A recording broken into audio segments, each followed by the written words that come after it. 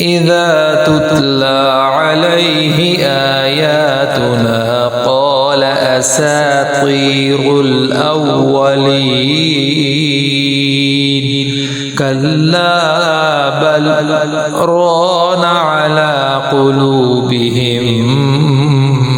ما كانوا يكسبون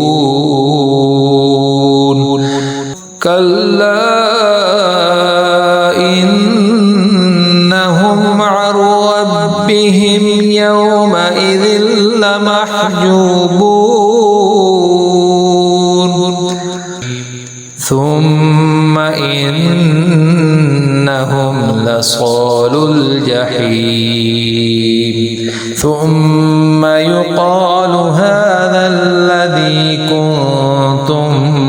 به تكذبون